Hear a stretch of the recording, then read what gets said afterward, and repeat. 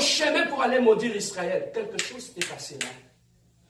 Pendant qu'il avançait, l'âne s'avançait. À un moment donné, l'âne s'était arrêté. Et pendant que l'âne s'était arrêté, Balaam, il continuait à pousser. Mais on avance, mais on avance, mais on avance. L'âne était là, il ne bougeait pas. Il dit non, non, il a pris le bâton. Il a commencé à frapper l'âne. Avance, avance. L'âne n'avançait pas. Mais maintenant, il a dit, mais qu'est-ce qui se passe? Et Dieu avait permis à l'âne de parler. L'âne lui a demandé à son patron, qu'est-ce que je t'ai fait? Partout où tu me demandes de t'amener, je t'amène. Mais pourquoi aujourd'hui tu me frappes? Balaam ne comprenait pas pourquoi l'âne n'avançait pas. Alors que l'âne, pourquoi il n'avançait pas? Devant lui, il avait vu un ange avec un épée. L'ange que l'âne avait vu, Balaam qui était sur l'âne, il n'avait pas vu cet ange-là. Il continuait à frapper l'âne pour qu'il avance, mais l'âne n'avançait plus. Jusqu'à ce que Dieu lui a ouvert les yeux pour lui faire voir ce qui était devant. Bien aimé, aujourd'hui, qu'est-ce que nous pouvons retenir de cela? L'âne peut être comme ta vie. Lorsque devant toi il y a un obstacle, tu peux chercher à pousser les choses dans la vie, ça n'avancera jamais. Parce qu'il y avait un obstacle devant. Bien aimé, lorsqu'il y a un obstacle invisible dans ta vie, tu peux chercher à pousser, les choses n'avanceront jamais. Lorsqu'il y a un obstacle, c'est ça ce qui arrive aujourd'hui dans ma vie, Nabiso. On continue à fournir des efforts pour que les choses marchent, mais les choses ne marchent pas. Pourquoi? Tout ça continue à couper ta âne, alors qu'il reçoit un obstacle. Le problème, ce n'était pas l'âne, mais le problème, c'était l'obstacle qui était devant l'âne. Aujourd'hui, nous accusons des gens d'être à la base de nos problèmes. Mais le problème est qu'il y a un ange devant toi qui te bloque le passage. Bien aimé, lorsqu'il y a quelque chose devant toi, tu peux tout faire. Les choses n'avanceront jamais. Est-ce qu'il n'y a pas quelque chose dans ta vie? Tu n'as pas l'impression que je suis en train de donner, de forcer les choses, mais les choses n'avancent pas. Pourquoi? Parce qu'il y a quelque chose qui me bloque. Bien aimé, des fois dans la vie, on se pose des questions. C'est comme s'il y a quelque chose qui te résiste. Dans tout ce que tu fais, il y a quelque chose qui résiste. Balaam avait compris que la malédiction, c'est la seule chose qui peut anéantir un peuple puissant dans le domaine spirituel. Même dans nos familles, des sorciers, des occultistes, ils savent que quand tu es là, pour t'arrêter dans ce que tu fais, c'est de placer la malédiction sur ta tête. Balaam, lorsqu'il est allé maudire Israël, il n'était pas allé en face d'eux. C'était la nuit. Il est allé se cacher. Il est allé sur la montagne. Il a commencé à prononcer des imprécations et des incantations sur Israël. Bien aimé, tu peux être ici. Ta vie peut être maudite à partir de Kabeyakamon. Quelqu'un peut être là, à Isiro, en train de prononcer des paroles de malédiction et qui empêche ton âme d'avancer. Amen. Pourquoi les choses n'avancent pas dans ta vie? Pourquoi les choses n'avancent pas sur ta vie professionnelle? Tu as étudié, c'est comme si tu fais face à une barrière invisible devant toi qui t'empêche d'avancer. Le barrière invisible, ça existe. Il y a des lois établies, cachées, qui existent dans nos familles. Où tu ne peux pas avancer.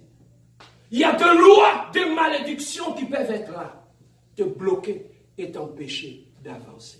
Bien aimé, lorsqu'il y a une malédiction sur ta vie, tu ne peux rien faire. Tu vas forcer, comme Balaam, tu vas frapper l'âme, les choses n'avanceront jamais. La malédiction, c'est comme un esprit qui te contrôle, qui te poursuit dans tout ce que tu fais et qui bloque tout ce que tu fais. Jésus a appelé les 12 apôtres. Il a dit, venez, on va les servir. Il a appelé Pierre, il a dit, tu ne seras plus pécheur, mais tu seras Pas de chaleur. Mais pendant qu'ils allaient en groupe, ils venaient tous de chez eux. Mais pendant qu'ils venaient, arriva à un moment donné, sur le chemin, Jésus-Christ a regardé Simon-Pierre. Il a vu quelque chose ne marchait pas dans la vie de Simon-Pierre. Il a dit à Simon-Pierre, il a dit, Simon-Pierre, le diable te réclame. Il veut te cribler comme des fromages. Mais moi, j'ai intercédé pour toi. Pourquoi? Parce qu'il y avait un esprit de réclamation sur la vie de Pierre. Ils étaient tous venus de chez eux. Mais les autres sont venus normalement. Mais il y avait les autres qui sont venus, mais il y avait un esprit qui leur réclamait. Que cette personne ne peut pas faire ce travail-là. Mais bien aimé, lorsqu'il y a une malédiction sur ta vie, tu ne vas peut-être pas te rendre compte. Tu vas seulement commencer à vivre les effets de la malédiction dans ta vie. Je vais vous relater une histoire. Une femme, après son divorce, elle est restée avec 3 enfants. Tu vas voir comment la malédiction agit.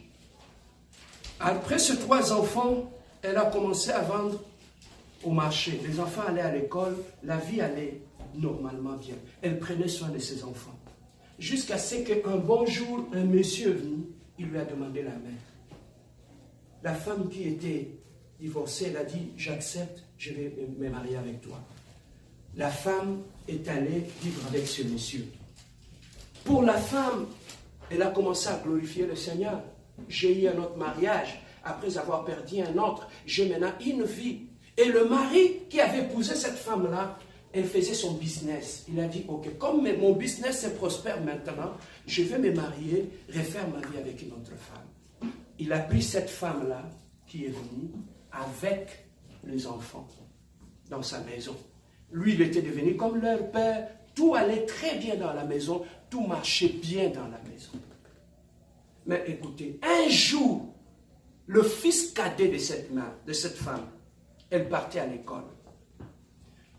Arrivé au coin de la rue, sur un manguier, il avait une mangue. Il a ramassé une pierre, il voulait cueillir la mangue.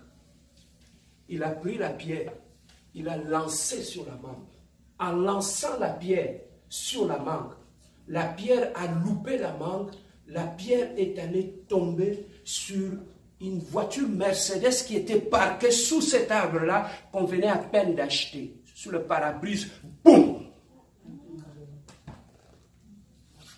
Papa, le parent était à la maison, la maman était à la maison, la vie était très bien.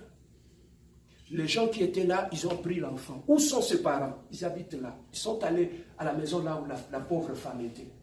Ils sont allés lui dire, maman, moi, Nayo, à Bouki vite, il y a voiture à battre. Le Messie a dit, ok, vous, le parent, vous allez le payer, parce que c'est votre enfant qui a fait. Ils sont allés jusque chez Sosimat, à Kinshasa, pour ceux qui connaissent Kinshasa. Batuna vite, il y a Mercedes. Combien? Ça allait dans le 1200, 1300 $.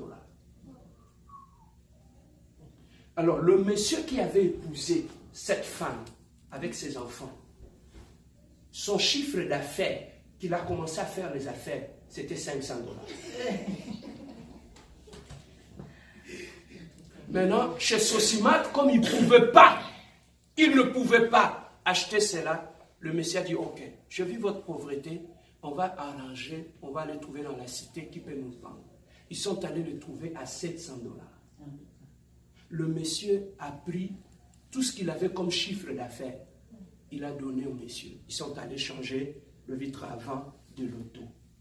Le monsieur, quand il est revenu à la maison, lui qui faisait ses business, il est tombé de haut jusqu'en bas. Boum, il n'avait plus rien dans ses mains. En un jour, il a tout perdu. Ses économies.